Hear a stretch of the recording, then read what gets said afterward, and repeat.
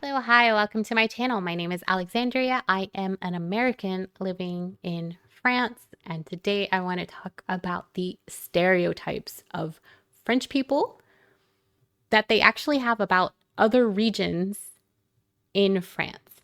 So these are stereotypes that French people have of other French people. I'm going to start with the one that we see everywhere. We see this everywhere because they are so proud of their culture and their flag. Um, I am Texan, and as a Texan, we are also super proud of our flag, but I feel that they are a step up compared to, like, if you are an American and you know just how proud Texans are of their flag, you can, like, you're probably amazed by how these people can be even more upfront about their region. I'm talking about Brittany. So, La Bretagne, which is the French name, are people who we call les Bretons. And they have a traditional headpiece. I don't know if you can see it very well. So, this little hat actually is made of lace, and it's got like ribbons that come on the side of the head and stuff. And that flag, this is something my husband drew. He looked at a model before. He was like, okay, how many lines? I don't remember how many lines. And he drew it on the cup because it's part of his job actually, and he doesn't want it to be on the internet. So we covered up the part with their flag that they are so proud of. They're exceptionally proud of their flag, and you will see their flag plastered on cars and anything they can get their hands on. But a lot of cars. On the back of their car, you'll see a sticker, and it has something written on underneath. I'm not really sure what it means because it's in their language. Because yes, they have their own language. When you go to certain regions in France, you'll have the sign in French and it'll tell you what the city or town or whatever is like named, the name of the place. And then either above it or under it, you'll have a different sign and it'll be in a different language. And that is either the traditional language that they used to speak or that they still speak or that they're trying to hold on desperately for dear life, because France kind of is taking over the old languages with French. Some of these languages have to do with the country that they're bordered on. So this one doesn't have a border with any country, but it is right in front of Great Britain. So it might have some influences, but the biggest influence is probably Celtic, actually. So that doesn't really have a border. But if you get to the other places, for example, Alsace. So Alsace has been a territory that has gone German, French, German, French, German, French, and it just goes back and forth. And we kind of all see it as like French people who are secretly German. That's what Alsace is for the rest of France. We're just like, yeah, no, they're German. Um, they have Strasbourg, and it is a place that has the largest Christmas market. And they have what is it? Choucroute. So choucroute is sauerkraut. Which you're like, that's German, right? Yeah, well, no, it's very popular in Alsace because again, they are secretly, or I guess not so secretly, German. They also have their own language. My husband knows somebody who is from Alsace, and he was teaching his children to speak the language because he no longer lives over there, and he wants to continue this language, and I think that's great. But there are, of course, other regions. I was at my daughter's little extracurricular activities, and I was talking about this video that I wanted to put out. And one of the ladies, she was like, oh, you have to talk about Basque country. So it is called Basque country. There are a few areas that we say country in France. So for example, you have Pays de la Loire, Pays Basque, Pays d'Oc. I'm not sure if there's any more pays, but pays means country.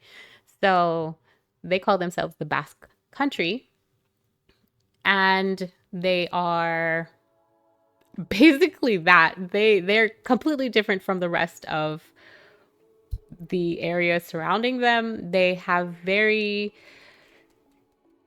strong tendencies to look a lot like Spain, actually, and that's because they are on the border of Spain. So you have Basque Country, and then right there, it's just Spain, right on the border of Spain.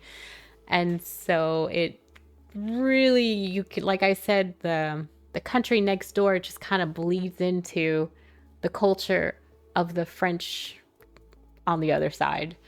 And so Basque have their own language, but the language itself is not Spanish, oddly enough. It's its whole thing by itself. And then you go over a little bit to the side and you have Provence. And so Provence also has a language on its own, and they also have tendencies to be a little bit different than the rest of us. And then you get to the north. So one of my great friends is from the north, and she said that she used to live in the north all of her life, and then she moved down south, and then finally she came to where we are, which is on the west coast. We live on the west coast of France, and I will get to it. But first, the north. I know 2 people from the north. I know one who lives in Paris, and she moved directly from the north to Paris, and now she lives in the south. But she is the nicest person you'll ever meet. She is the nicest person you'll ever meet. And then I met a mom who did the same thing, except in a different order. So she lived her whole life in the north, and then she moved down to the south, and then she came to where we were. And she is the nicest person you'll ever meet. And that is also a stereotype that people have for the north, that they are the nicest people you will ever meet in your entire life. And based off of the 2 people I know, that is 100% accurate. Stereotypes don't necessarily mean that they are true, but they can be. And since there's so much mix with people on the border, with the people on the other side of the border, you have a huge mix of Belgium to the north on at least the border side, because there's another side and it's where the water is. So there's no other people there. Of course, you have other areas like Normandy, you have Massif Central, and then you get, you have other stuff that don't really have a lot of stereotypes for them specifically. I will get to maybe a time where I will tell you about the north a little bit more in detail. Then you get to us over here in Aquitaine. So we are Nouvelle-Aquitaine. So New Aquitaine. And Aquitaine is full of history. I mean, all the other places as well. They're all full of history as well. But I live in Aquitaine, and I live for the history of Aquitaine. I absolutely love it so much. I'm a huge history fan, and I love anything about Aquitaine. I'm just so happy. I love to learn new stuff about where I live. And I asked my husband, I said, are there any stereotypes for Aquitaine? Because I can't find any. either we live too close and we're too close to it, and so obviously nobody is using stereotypes against ourselves. But I know people from other areas, and I've never heard stereotypes as well about Aquitaine. And my husband said, no, there are no stereotypes about our region because we are perfect. So I was, okay, I mean, I haven't heard of any, so maybe there's a little bit of truth in that. And so I kind of looked around, I asked around, and I got the same answer. Not that they were perfect or anything, but there's nothing really to say about us because everything's going pretty well. We live on the West Coast, so we have beaches all along the West Coast. We have Bordeaux, so we have wine galore. We also have wine in the specific area that we live in, which is Poitou. It's, some people like it. I'm not gonna go into that. But yeah, so we got beaches. We have temporal weather. We barely get any snow, which is a downside. Honestly, for me, it's a downside. But we barely get any snow. We usually are very warm during the year, so nobody's over here freezing their butts off. And yeah, like, we got nothing to complain about. We're pretty good. We're pretty good over here. So nobody really says, other than maybe we do have the area that is known as the most country of the country. Like, when people talk about New York is known as the most country place you'll ever go to, which is not true, but that is one of the stereotypes. Compared to all the other regions that do have stronger stereotypes, where I live, we are pretty perfect. So I'm not trying to be mean, but the North is known as, cousin marriages. Anybody from the North, do not take this personally. I love y'all so much. Y'all are so nice. And two of my greatest friends are from there. And I'm just, y'all are such nice people. And you have great fries, which are also Belgium. So it's kind of like is the North secretly Belgium, actually? That's also debatable. So yeah, basically, France is French, but they also have a lot of mixtures from areas on the borders.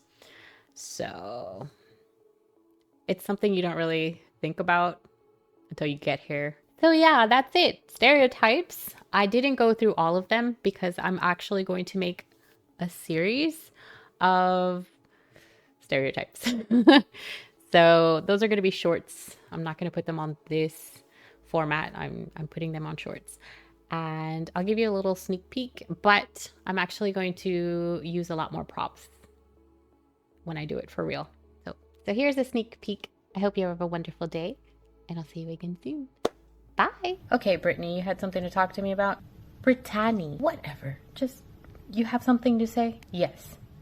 We don't want to have to pay for tollways. Are you kidding me? Our tolls are beautiful. You don't want that? No, we don't want that. You know that your infrastructure is going to be crap, right? Yes.